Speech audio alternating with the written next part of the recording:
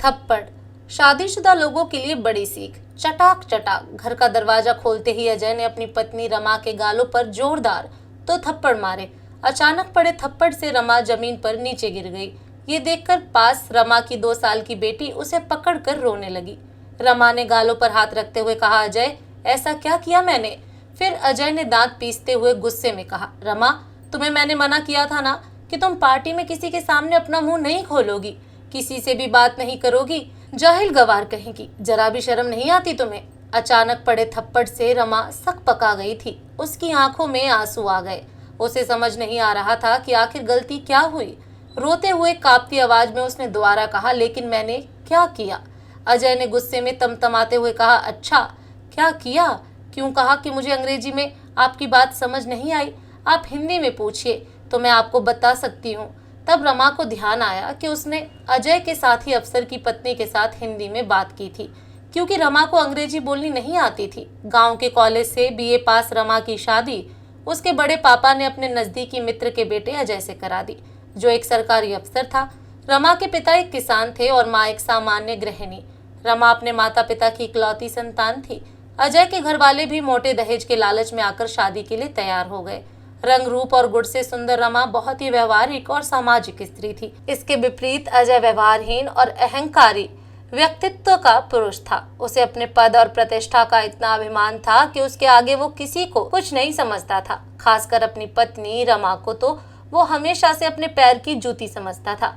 उसके लिए पत्नी का मतलब ही सिर्फ उसकी शारीरिक जरूरतों को पूरा करना और घर में दबा कर रखना था। 3 साल की शादी में ऐसा कोई दिन नहीं था जब अजय ने रमा को उसकी पढ़ाई और नौकरी पेशा न होने पर तंज ना कसा हो या उसके साथ हिंसा ना की हो। बात बात पर रमा को थप्पड़ मारना तो उसके लिए आम बात थी। रोज रोज की मारपीट से रमा परेशान हो चुकी थी, लेकिन आज उसने तय किया कि वो अब चुप नहीं रहेगी। उसने खुद को संभालते हुए आंखों से बहते आंसुओं को पोंछते हुए अजय से कहा, हाँ मुझे नहीं आती शर्म इस बात को स्वीकारने में कि मुझे फर्राटेदार अंग्रेजी बोलनी नहीं आती, लेकिन इस वजह से मेरा कोई वजूद नहीं, इस बात को भी मैं नहीं मानती। रमा के जवाब को सुनकर अजय ने फिर रमा के बालों को खींचते हुए कहा, अच्छा बड़ी जुबान चलने लगी है, कान खोलकर सुन लो, 2 कौड़ी की औकात नहीं है तुम्हारी, ना ही तुम्हारा अपना कोई वजूद है। जिस दिन मैंने तुम्हें छोड़ दिया ना, उस दिन लोगों के घर घर जाकर नौकरानियों की तरह झूठे बर्तन धुलोगी और झाड़ू पोछा करोगी, तब जाकर मुश्किल से पेट भर पाओगी। लेकिन सम्मान और इज्जत तो भूल ही जाओ, क्योंकि तलाकशुदा स्त्री को समाज में कभी सम्मान नहीं मिलता, समझी, सिवाय तिरस्कार के। तुम मेरी पत्नी हो, एक सरकारी अफसर की पत्नी, इसलिए लोग तुम्हारी इज्जत करते हैं और यही तुम्हारी पहचान है। 2 साल की बेटी को गोद में लेकर रमा ने कहा, ओह तो मैं पिछले 3 सालों से धोखे में थी कि तुम मुझसे प्यार करते हो और एक ना एक दिन तुम मेरे प्यार को समझोगे और मैं तुम्हें अपने प्यार से बदल दूंगी, क्योंकि पति पत्नी मिलकर एक दूसरे के पूरक बनते हैं। लेकिन मैं गलत थी, मुझे क्या पता था कि प्रतिस्पर्धा पति पत्नी में भी होती है। ठीक है अजय, मैं जा रही हूँ, हमेशा हमेशा के लिए तुम्हारी जिंदगी से। अब तुम अपने स्टैंडर्ड की दूसरी पत्नी ले आना अपने लिए, मैं तलाक के पेपर भेज दूंगी।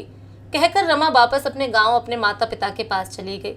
विकट परिस्थितियों में भी रमा ने कभी हार नहीं मानी।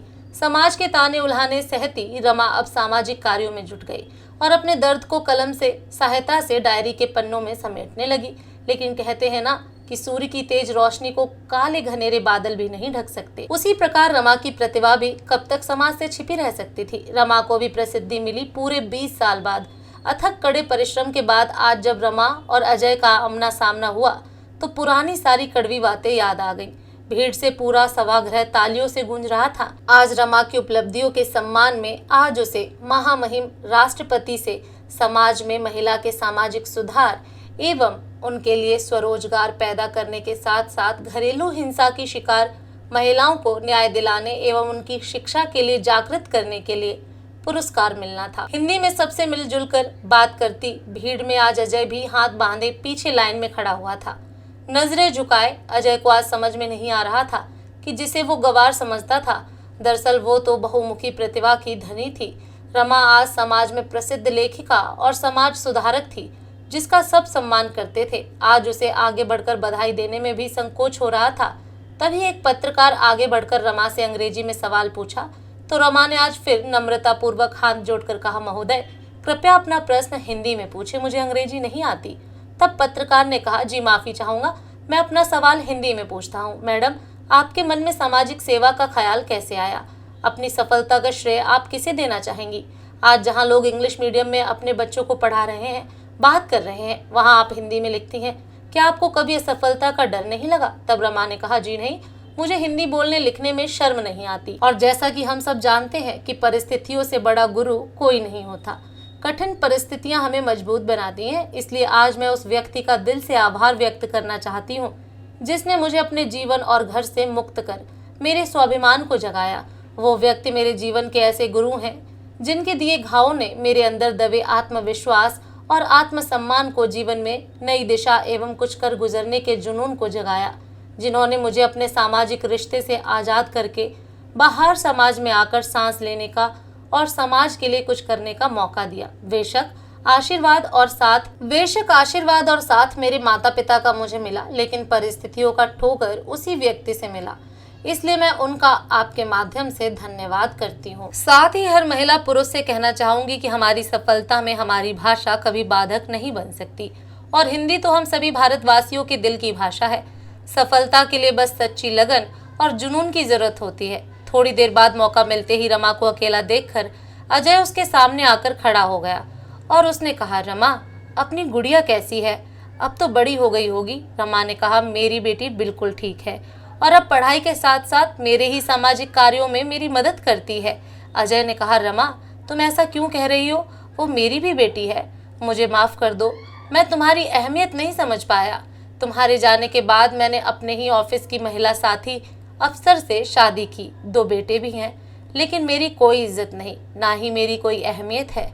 मेरी पत्नी मुझे बात बात में बदनाम करने और मेरा करियर खत्म करने की धमकी देती है और मैं चुपचाप सुनता हूँ क्योंकि मैं कुछ नहीं कर सकता।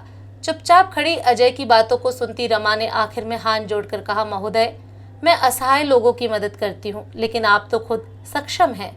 मैं आपकी कोई सहायता नहीं कर सकती। तभी रमा की बेटी वहां आ गई और वो अपनी बेटी के साथ वहां से चली गई।